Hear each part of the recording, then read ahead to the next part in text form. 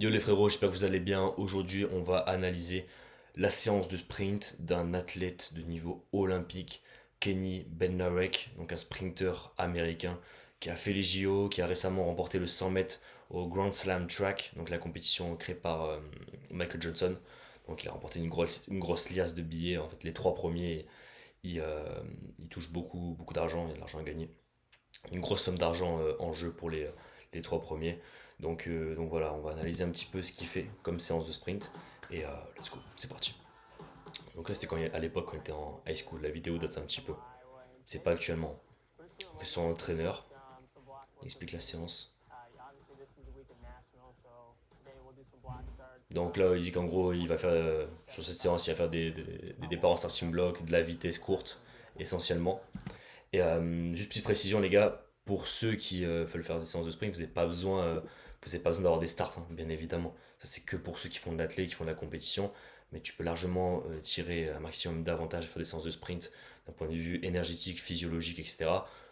Sans avoir de starting block. C'est vraiment un plus. Tu peux faire des départs debout, des départs trépieds, des départs couchés. Il y a plein de variantes de départ. Voilà, les starting blocks sont vraiment pas obligatoires lorsqu'on veut faire du sprint en compétition dans un cadre fédéral, oui, bien évidemment. Mais si tu t'entraînes juste comme ça et que tu veux tirer un max d'avantage à faire des séances de sprint, t'as pas besoin d'utiliser des starts. Donc là, on va check son échauffement. Très important, donc il fait des mobilités thoraciques un petit peu. Il va mobiliser l'entièreté de sa colonne vertébrale. Là, il va faire le exercice appelé le scorpion. Donc, petite parenthèse, les gars, sur. Ouais, je crois que c'est le scorpion, ça s'appelle comme ça. Très important en échauffement, que ce soit une séance de sprint ou une séance peu importe le sport, de mobiliser sa colonne vertébrale. Parce qu'en fait, la colonne, c'est vraiment responsable de l'entièreté des mouvements. Que ça soit parce qu'il y a des rotations, la colonne va être énormément sollicitée, mais même pour ce qui va être des déplacements sur un axe linéaire, il y a aussi des rotations. Donc en fait, la colonne vertébrale, elle va toujours entrer en jeu sur quasiment tous les mouvements, que ce soit pour initier le mouvement, que ce soit pour stabiliser, etc. C'est super important. Lorsqu'on court tout droit, on pense que non, là, il n'y a pas vraiment de rotation, mais en fait, si, il y a une rotation au niveau des épaules, il y a une rotation au niveau des hanches, parce que les épaules et les hanches, c'est lié. En fait, les mouvements des épaules vont engager également la hanche et inversement. Et si les épaules fonctionnent mal, ça va empêcher aussi le mouvement des hanches, etc. Donc ça va réduire l'amplitude du mouvement, l'efficience, tout ça. Mais tout passe par la colonne. Entre les épaules et les hanches, il y a la colonne vertébrale. Donc tous les mouvements, même si ce soit en course à pied, même si on va tout droit, on est obligé de mobiliser notre colonne vertébrale parce que les rotations de cette dernière vont nous permettre d'améliorer notre mouvement parce que ça relie les épaules, les hanches et toutes les autres articulations responsables des mouvements. Donc très important. Ensuite, tu vas faire j'ai skip là, des petites montées de genoux. Donc gamme athlétique classique, inconnu en athlé. Donc là, voilà, avec tout son groupe. Voilà, ça fait de la pliométrie avant l'entraînement. Ça travaille la technique de course, la posture, etc. Donc là, par immobilisation des hanches. Donc en fait, il fait des exos dynamiques combinés avec des mobilisations très intéressantes. Et là, on va le voir faire une accélération progressive. Ensuite, tu vas changer de chaussures et mettre des baskets. Ouais, donc je pense qu'il n'a pas mis tout l'échauffement, parce qu'en sprint, un échauffement, ça dure quand même assez longtemps, on est entre 30 minutes à 1 heure. Donc là, il a juste mis pour la vidéo, enfin, le but c'est de mettre sa séance, c'est pas de mettre tout son échauffement. Donc, mais voilà, sinon, ce qu'on peut retenir, c'est mobilisation articulaire, gamme athlétique, après il y en a plein, il y a montée de genoux, il y a toutes les variantes de skipping, les variantes de switch, donc les variantes de montée de genoux, plein d'exos de renforcement, de pliométrie, les sprinters font beaucoup. Donc voilà, c'est assez complet. Son coach lui explique la séance. N'oubliez pas, les gars, de bien vous échauffer avant vos séances de sprint. J'explique tout dans mon ebook sur la préparation physique. Je vous mets des échauffements complets sur le sprint.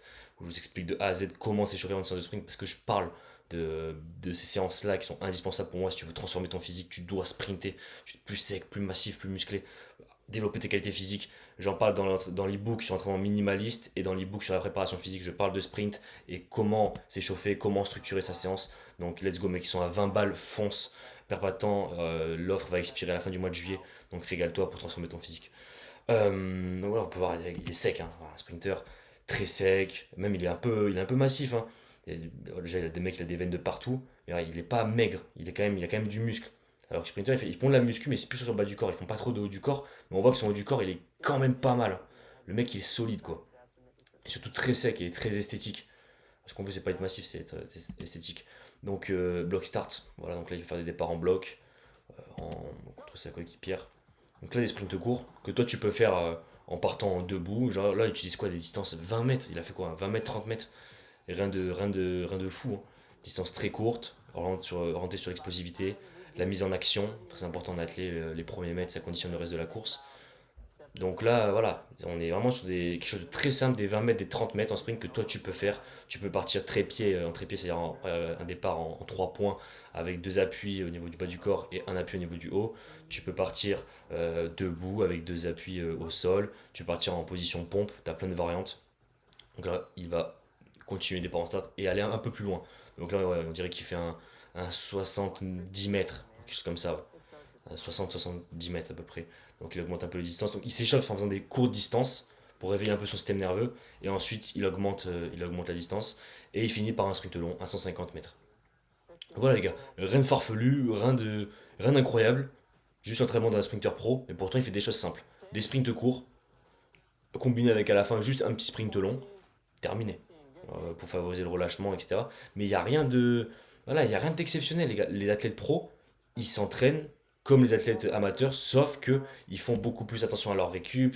Ils ont à côté, bon, bien sûr, il fait pas que ça comme entraînement, il en a d'autres. Mais ça reste des séances simples, basiques, efficaces que toi tu peux faire. Le mec, il a un physique de fou, parce que il fait ça quasiment tous les jours. Mais voilà, il y a rien, faut pas arrêter de croire que les athlètes de haut niveau, ils font des choses différentes. Non, ils font des choses simples, sauf que ils le répètent dans la durée et ils le font en fait sur le long terme. Et c'est pour ça qu'ils sont aussi forts. Il y a aussi facteurs génétiques. Mais voilà, donc là il commente un peu sa séance tranquillement. Mais voilà, séance de sprint, il n'est pas lessivé, il n'est pas KO, il n'est pas mort au sol, etc. Il est bien, voilà, il est un peu essoufflé, etc. Parce qu'il a quand même fait des sprints à balles. Mais il n'y a rien de. Comme je dis, ça reste très simple. Il a fait quoi? Il a fait des petits départs sur 20 mètres, il a fait un ou deux départs sur. Peut-être qu'il n'a pas mis toute sa séance, mais au début, il a commencé par des sprints très courts, des mises en action sur 20 mètres, 30 mètres. Après, il a fait des sprints un peu plus longs sur 60 mètres, 80 mètres. Il a dû en faire peut-être deux sprints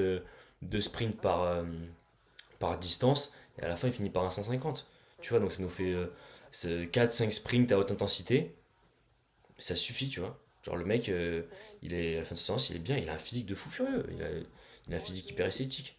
Alors, un physique comme ça, c'est 100 fois plus attirant qu'un physique de go muscu, flotteux et tout. C'est physique athlétique, les gars, le plus stylé.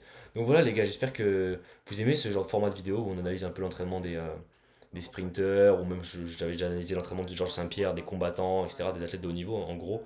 Donc voilà, là, on va faire un sprint. C'est quoi? Ce sont 80 mètres, 90 mètres. Mais ouais, je pense que c'est pas au-dessus de 100 mètres. C'est des distances qui c'est pas très long. Il fait sa mise en action sur ouais, entre 60 et 80. Ça, tu peux le faire, mec. Tu vas prendre une paire de baskets. Il est même pas en pointe, tu vois. Il est même pas en pointe, il est en basket. Tu prends une paire de running, tu vas sur une piste d'athlée, tu fais des 20 mètres, des 30 mètres à fond, des 40, des 50 mètres à fond. Et ensuite, pour te la buter, tu finis par un 120 mètres, un 150 mètres à balle. Mec, t'es bien. Tu fais un bon échauffement au début. Et bien sûr, tu as pris mes e-books parce que tu as fait un échauffement parfait pour pas te blesser. Et voilà. Et à côté, tu as ta séance de sprint. Et à côté, tu as tes autres entraînements. Tes entraînements de street workout, tes entraînements de muscu. Tu as tes entraînements de pliométrie, de sport de combat. Parce que, encore une fois, tu as pris mes e-books et tu sais comment organiser toute ta semaine. Parce que j'explique tout dans les books de préparation physique. Donc voilà. Et t'as un physique de fou furieux. Voilà, les gars, même un t-shirt, le mec il a des veines et tout, il est pas tracé, il est super esthétique. Donc voilà les gars, j'espère que cette vidéo vous a fait kiffer. Et n'hésitez pas à me dire dans les commentaires si vous en voulez plus de ce genre. Donc là c'était l'entraînement de Kenny Bednarek, un sprinter américain. Et dites-moi si vous voulez que j'analyse l'entraînement d'autres personnes, d'autres sprinters ou des combattants, des tennisman, des footballeurs, des athlètes, etc. C'est avec grand plaisir. En tout cas, j'espère que ce format vous a plu, histoire de changer un petit peu. Et voilà, n'hésite pas, mon pote, n'oublie pas 3 e-books à 20 euros, un sur l'alimentation, un sur l'entraînement au poids du corps, entraînement minimaliste sans matériel, et enfin l'e-book sur la préparation physique pour développer un corps esthétique, puissant, fonctionnel, rapide, explosif, être aussi rapide que ce gars-là, être aussi explosif que Georges Saint-Pierre Prime pour envoyer des gros takedowns. Mais voilà, tu vas courir vite, tu vas sauter haut, tu vas savoir te battre, mec, je vais tout apprendre dans cet e-book, j'ai littéralement toutes les bases de l'entraînement pour 20 balles, encore une fois. C'est rien, mec. Donc, on sait quoi 20 balles, c'est de kebab. Je le dis souvent.